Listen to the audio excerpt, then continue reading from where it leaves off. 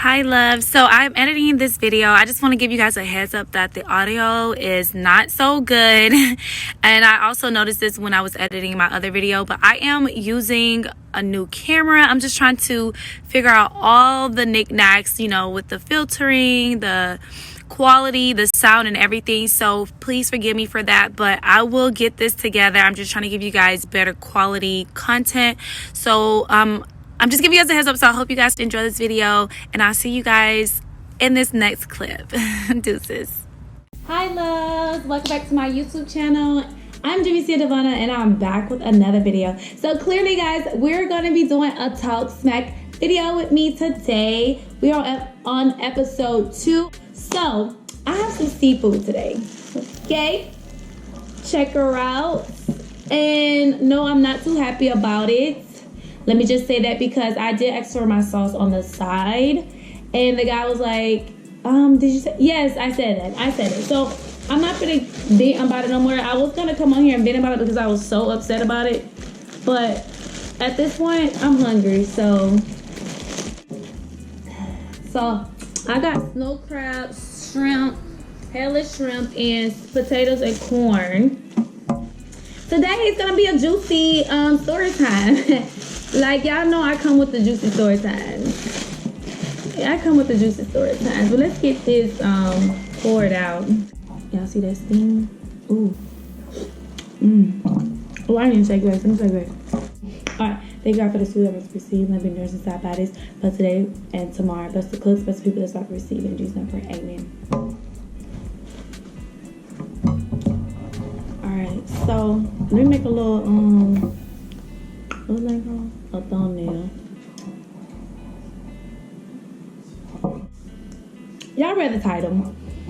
Tonight, I'm going to be talking about how I was forced to be a mother at the age of 18. Yes, wasn't my kid, and I was forced to be it. So, first of all, I was working at this time, I was 18, just graduated high school. And I was working at Circle K. Even though that was my very, very first job, I was moving up in Circle K. I think I was at Circle K for about a couple of months, and I was already a trainer. And my cousin at the time, yeah, I say at the time because she ain't my cousin no more, child. Yeah, I'm sorry, y'all. My cousin, my God, don't make me laugh. I gotta stop it. Alright y'all, I'm back. I had to take a little break. But like I was saying, my cousin at the time, my mom had took her in. My mom and my stepdad had took her into our house. And she decided that she wanted to go have a baby. You know what I'm saying? She wasn't stable, anything like that. But she was in the military, which was also advised by my parents for her to go to the military. So she was in the military. And she ended up, okay, let me just give y'all her storyline real quick. So she met somebody, got pregnant, found out she was pregnant, got married. After she got married, she had the baby. After she had the baby, she got a divorce, just like that. All in the span of 1 year. So therefore, she did not have no support. And yeah, so we have our little issues, you know. I'm over it, but at the end of the day, I still, you know, we're not really on good terms. It is what it is. So, anyways, let me take about this. So let me tell you what happened. So she had a baby, and one day, my parents were like, "You need to quit your job, and you need to go move down there with her and take care of that baby.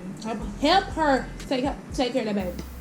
I'm like, I'm not gonna quit my job to go help her take care of no baby. Mind you, we were cool at this point in time, right? But still, I still did not want to stop working. This is my very first job.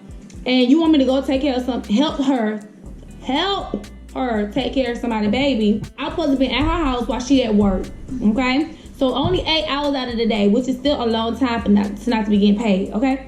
She come and take on her responsibilities when she make it back home. So I was like, you know, back then I was a little hustler, I ain't gonna lie. I was like, well, in order for me to move there, I need to get some money. Like, at the end of the day, I need to get paid weekly.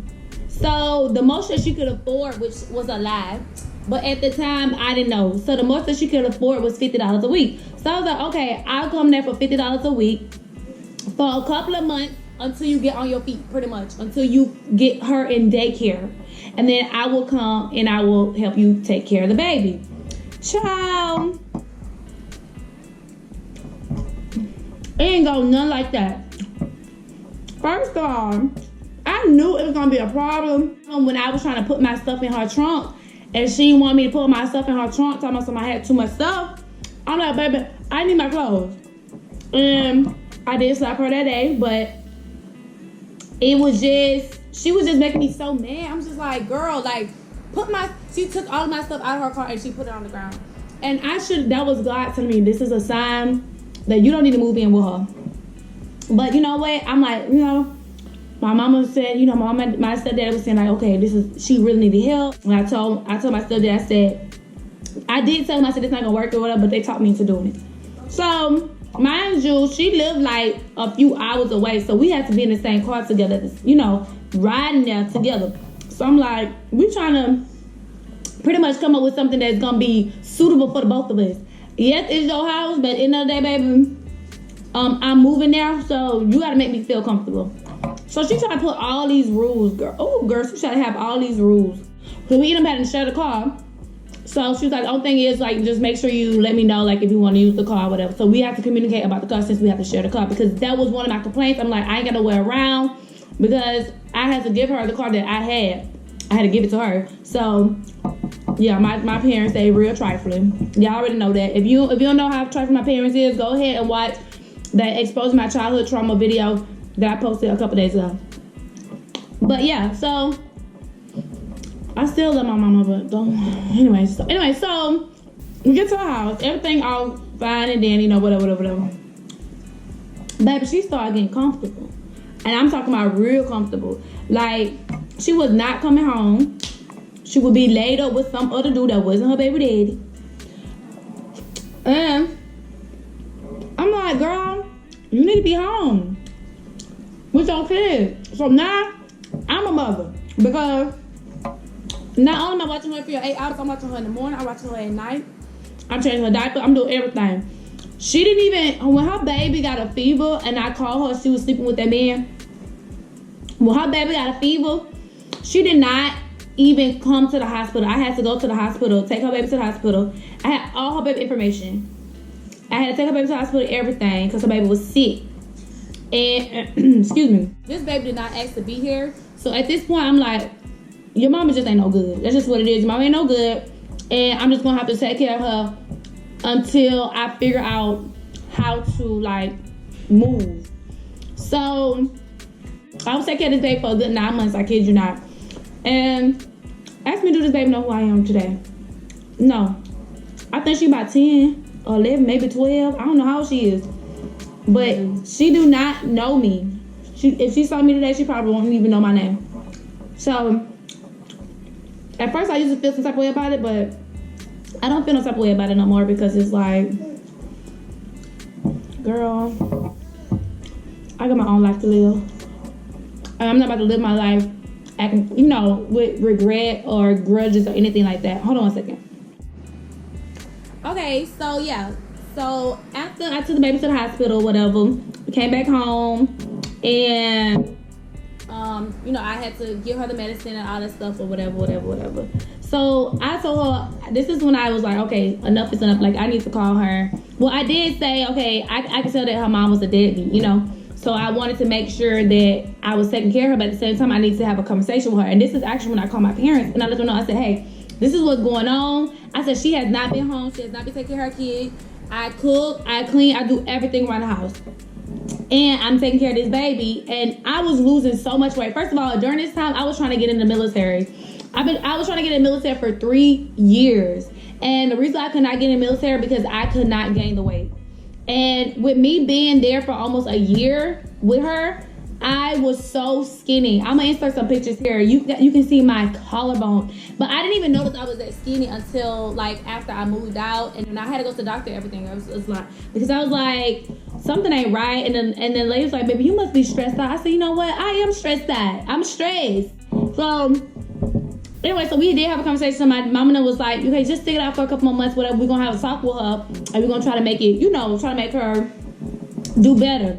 So she did start coming home.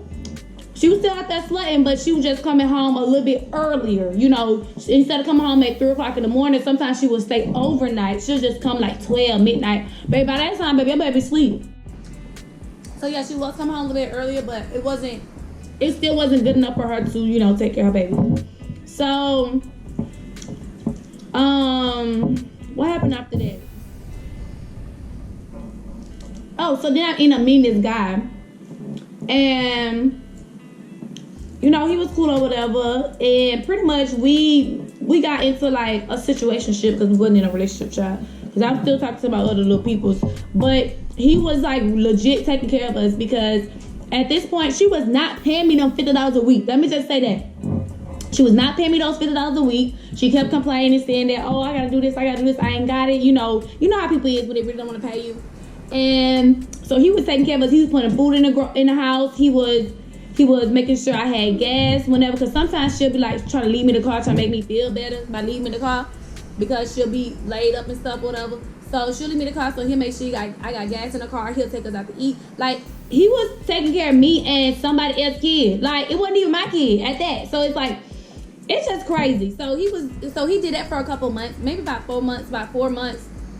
He was like putting food in the house and all this other stuff. So this is when I was like, I lost it. This was I was like, you know what? I gotta get up out of here. It wasn't even about the baby. It was about my cereal. Let me tell you. We could have bought some cereal. I love me some Captain Crunch, y'all. I've always loved Captain Crunch. I love me some Captain Crunch. One of her little friends came up in there and just got my cereal and started eating it. Oh Lord, I lost it. I said, that is my cereal. And then the girl had a nerve to say, I said her name. I gotta answer that. She said, well, such and such told me that we're gonna get her name. We're gonna call her Prisha. We'll call her Prisha. So Prisha then told her she can go get some cereal. I said, but how she gonna tell you you can come get some cereal when she ain't buy none of the cereal? I don't care who house this is. She said my bad, but Prisha kept trying to tell her she can eat the cereal. So after that, I was like, I gotta go.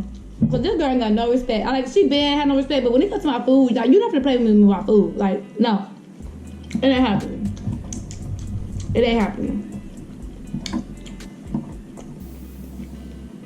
It ain't happening. So, I need to eat this crowd. So we had a little fallout about that.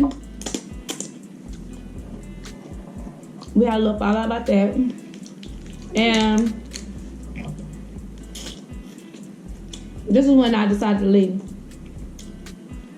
But when I left, I told her, I said, oh, she knew I wasn't playing.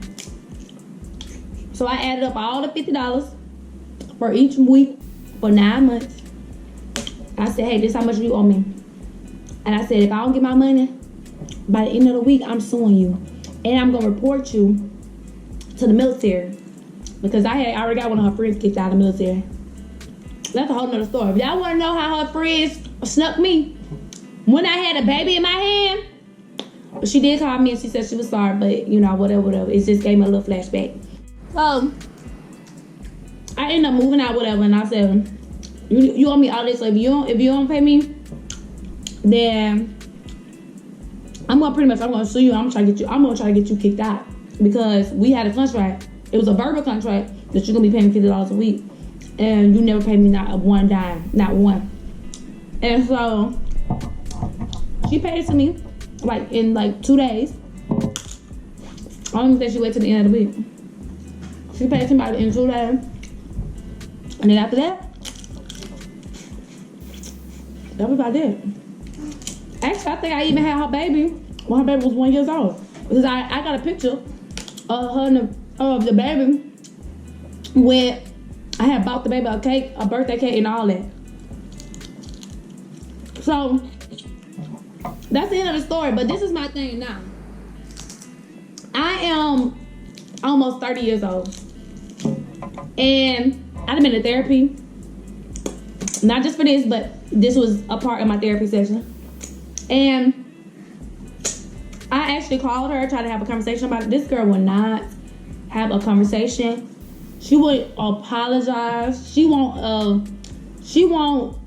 it's just like sad. Like if you ain't talking to her about anything miserable, about people, about her own friends, about anything, she don't want to talk about anything positive. She don't want to talk about nothing. And she don't know how to take accountability.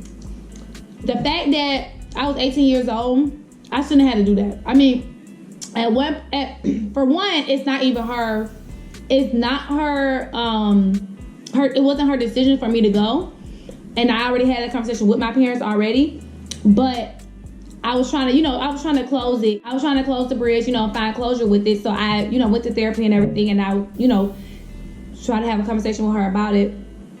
And it's not that she didn't deny anything. She just didn't want to talk about it, and she don't want to take accountability for it. Because it's like, no, you did not make the decision for me to come down here, but you made a decision not to come home and be with your kids. You made a decision to not put food in your house. You made a decision to not have gas in your car. You made a decision not to pay me. So you affected me, and then you want to take accountability for it, and you won't even apologize. But this is my thing. You don't have to apologize if you don't want to apologize, because then I know it's going to be fake. And I don't want no fake apology. And I want to actually have a conversation about it, because, like, what mind space were you in, and why did you feel like it was acceptable for you to do that? But y'all, that's my story time. It's crazy, but it happened. I hope you guys enjoyed the story time about how I was forced to become a parent at the age of 18. And how it did, I'm not gonna lie, it really did set my life back. And that's why I'm so old now, which is fine. There's nothing wrong with it, but I am so much older now, just now getting to a place where I want to be in life. Because I was set back for a good, maybe 2.5 years, maybe 3 years. Let me know what type of story times you guys want to hear from me in the comment section down below. If you're not subscribed to my channel, y'all already know what's up. Why you not subscribed to my channel?